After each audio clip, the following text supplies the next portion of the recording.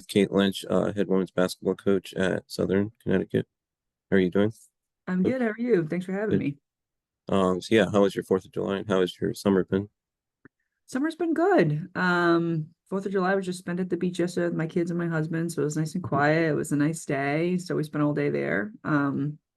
Summer usually looks like that. The nice days we'll try to get to the beach and, spend some more time with the kids because during the season it gets a little crazy. Everybody knows that. So, but it's been good so far.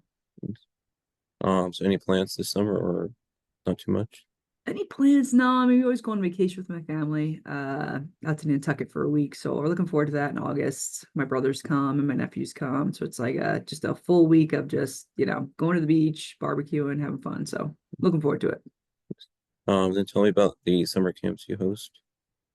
So yeah, so I do two sessions of summer camps, called Lynch Basketball Camp. And we actually just finished our first session. It was at the end of June. We had a really fun session, over 50, girls. And they're girls ages 7 to 16, which is really cool. So we kind of run the gamut there. And um, it's been a lot of fun. Our second week comes July 22nd. We still have some spots available for people if they're wanting to do that. It's fun because some of our players actually able to work the camp too. So it's a way to give back to the community and grow the game. Just my fourth year doing it so far, and it's just been a lot of fun. So Coach, can you just tell me about growing up, like where you grew up and how you got started playing basketball? Yeah, sure. I grew up in Rumford, Rhode Island, right outside of Providence. I have two older brothers, so I was always fighting for myself growing up. I just did anything that they did, essentially. So, as I was growing up, my oldest brother started to play basketball. I started to play everything, and I just really got into it then, honestly. I couldn't wait to start actually playing organized basketball. I started at St. Margaret's School, which is, we started CYO when I think I was in fourth grade. And I just loved it. I really enjoyed the competition. I've always loved playing basketball. I've always loved competing in anything that I've done. And I think that's largely due to my having two older brothers who you're constantly competing against and wanting to be like. My oldest brother played basketball at Roger Williams, so I grew up going to all of his high school basketball games at LaSalle. I ended up going to LaSalle too, and it's just something that was ingrained in me as I was growing up. I just wanted to compete. What are some early memories you have playing? Early memories. I'd actually probably start with CYO. My first year playing organized CYO. So you're supposed to be in fifth grade, but they let me play when I was in fourth grade, which was awesome. It was a lot of fun. I was super happy about that. We went to the New England Championships. We won the state, went to New England's, and that was really my first like big memory of winning a championship and playing at a higher level too. I learned a lot from a lot of my coaches. I was really fortunate growing up to have really patient coaches who knew the game, who knew how to teach it properly, and who really encouraged me, to continue to get better. So What drew you to Southern for college? I'm sorry. What drew you to Southern Connecticut? Why at Southern? Yeah. Yeah.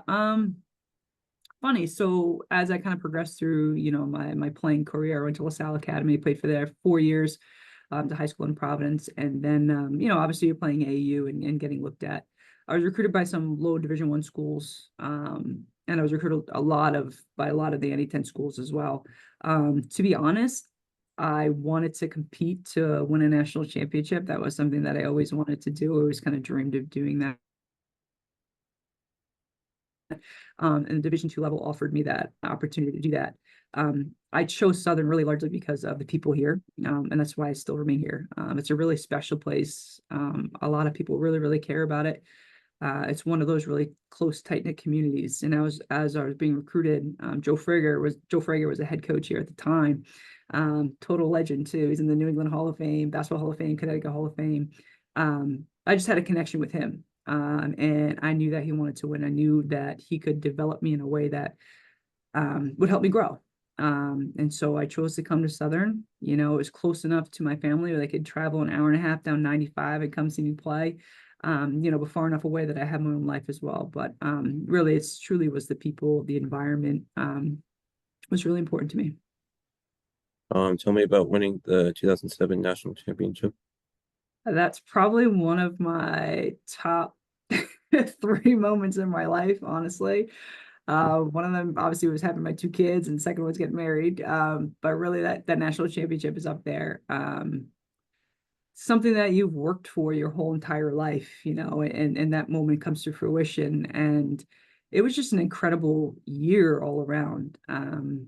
Our team was and is still really, really close. We have a group text message that, we're texting each other once or twice a week, keeping up with people and going to weddings and, baby showers and all those things. And they really became my sisters. And that was kind of the most important and the coolest part about being a part of that national championship team. But to be able to, give that back to our university and our community, who supported us. And, it really was a dream come true, honestly, to win a national championship. And not many people can say that. So I consider myself very fortunate, to have had the coaches that I had. They, to me, they're the best coaches in the country. There's no question.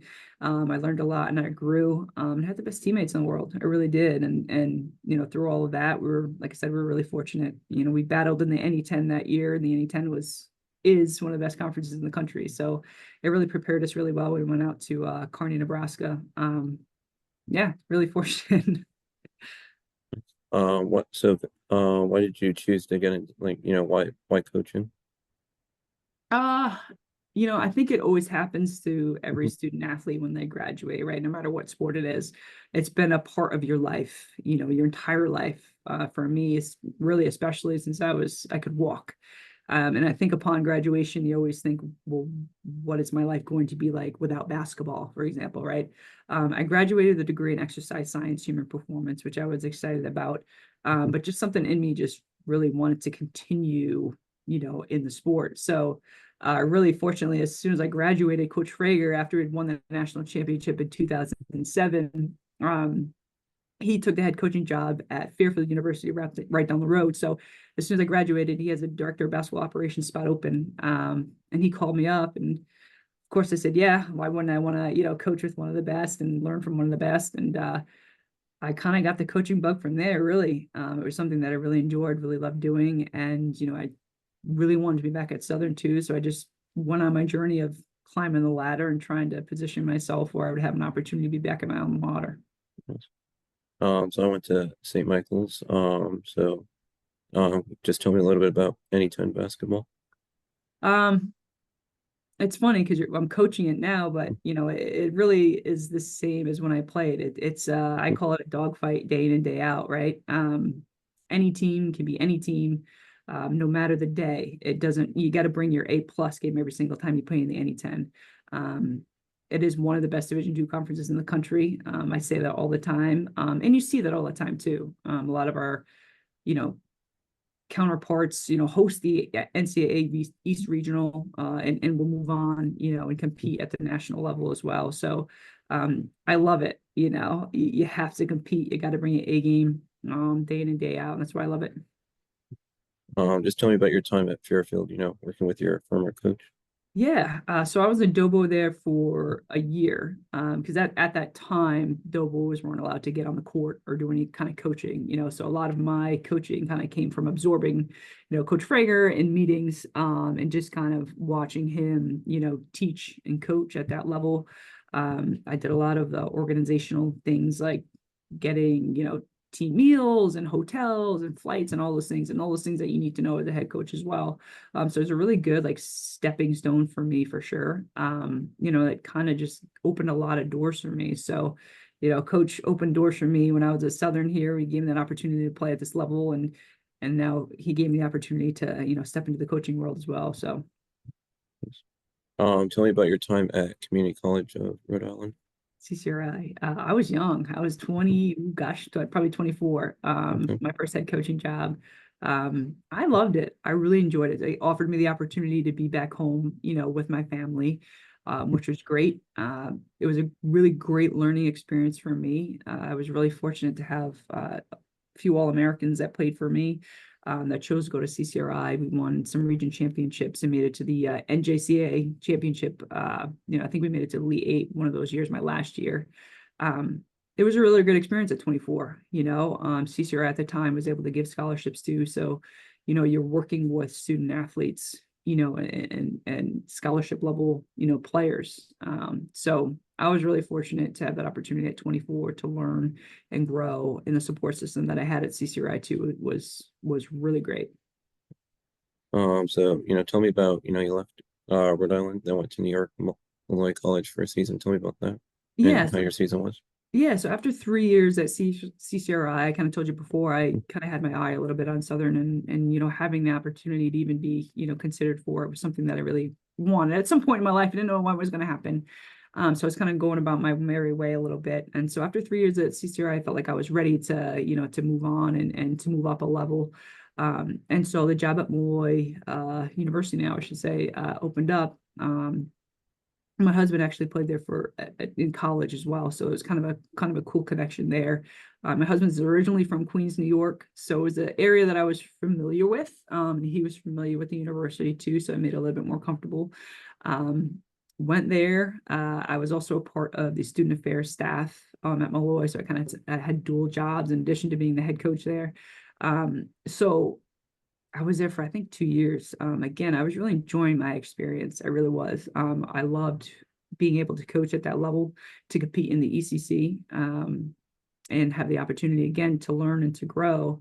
I coached some really great student athletes. Some of them went to play overseas. Had some careers there too. So it was great. And I wasn't planning on leaving because I enjoyed my other job on campus as well on the student affairs team. Made some good friends there, and the job at Southern opened up, 2 years in essentially. And I was like, this is the time. So I tossed my hat in the ring, and I'm really fortunate to have gotten the call from Jay Moran at the time. And when he offered me the job, I think it took me like 0.1 seconds to to say yes. It's one of those moments where, you can see your dreams kind of coming true again. And this is where I always wanted to be, and I was really thankful for the opportunity, the trust and handing over the reins.